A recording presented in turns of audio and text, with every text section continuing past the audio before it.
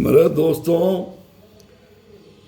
हमारे देश के अंदर वंदे मातरम का नारा एक बहुत लंबी बेस छिड़ी हुई है। असामाजिक तत्वों और सांप्रदायिक ताकतें बेस करती हैं, बोलती हैं कि भारत का मुसलमान वंदे मातरम क्यों नहीं बोलता। तो वंदे मातरम देश की आज़ादी के वक्त जब देश को आज़ाद कराने की लड़ाई लड़ी जा रही थी तो वंदे मातरम का नारा दिया जाता था। तो हर आदमी ने अलग अलग नारे दिए। कोई वंदे मातरम का नारा दे रहा था, मुसलमानों के अंदर भी नारे दिए। तो क्या मुसलमान बंदा कोई बोलता है कि आप अल्लाह अकबर क्यों नहीं बोलते हो? नारा रिसालत या रसूल अल्लाह क्यों नहीं बोलते हो? या अली का नारा क्यों नहीं लगाते हो? मुसलमान ने तो आज तक नहीं कहा कि आप अल्लाह अकबर का नारा लगाइए, नारा रिसालत या रसूल अल्लाह का नारा लगाइए, या अली बोलिए। मुसलमान तो नहीं बोलता।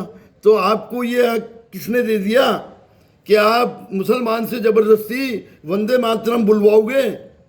भारतीय संविधान हर नागरिक को अपने तरीके से बोलने की इजाज़त देता है और मजहबी तौर पर हर आदमी अपने अपने मजहब की पैरवी करे। किसी पर किसी तरह का कोई दबाव बनाने का कोई अधिकार नहीं रखता। ये भारतीय संविधान ने हर एक को आज़ादी दी है। जो जैसा चाहे वैसा मजहब अपना सकता है, जैसा चाहे वैसा नारा लगा सकता है। और नारे से क्या देश के पढ़े लिखे नौजवानों को नौकरियां मिल जाएगी? क्या नारे से रोजगार मिल जाएगा? क्या नारे से महंगाई नीचे आ जाएगी, सस्ताई हो जाएगी, डीजल और पेट्रोल सस्ता हो जाएगा? हमारा भारत का रुपया 90 तक पहुंच गया है, 90 तक पहुंच गया। इसके ऊपर बेस नहीं है, बेस है वंदे मातरम पर। जबकि वंदे मातरम सिर्फ आज़ादी की लड़ाई लड़ने तक ही सीमित था। और मुसलमानों ने, खान अब्दुल गफ्फार खान ने और कई मुसलमानों ने जो लड़ाई लड़ी तो उन्होंने भी नारे दिए थे। अल्लाह अकबर का नारा दिया, नारा रिसालत या रसूल अल्लाह का नारा दिया, या अली का नारा दिया। तो क्या मुसलमान थोड़ी बोलता है कि आप भी हमारे नारे लगाइए? अरे भाई, आप अपनी आस्था पे रहिए, मुसलमान को मुसलमान की आस्था पे रहने दीजिए, उनको उनका काम करने दीजिए। देश के अंदर ऐसी फिरका परस्ती को पनपाने का काम मत कीजिए। देश एक है, एक रहने दो। देश की जनता में सद्भावना भाईचारा है, उसे कायम रहने दो, उसे बिगाड़ने की कोशिश मत करो।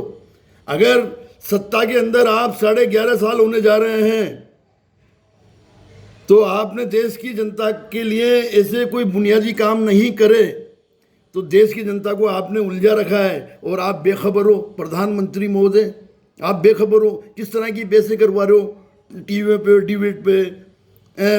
देश के नागरिकों को आपस में बेस ही बेस के अंदर उलझा कर और अपनी नाकामी छुपाना चाह रहे हो। प्रधानमंत्री महोदय, 140 करोड़ की देश की जनता के आप प्रधानमंत्री है।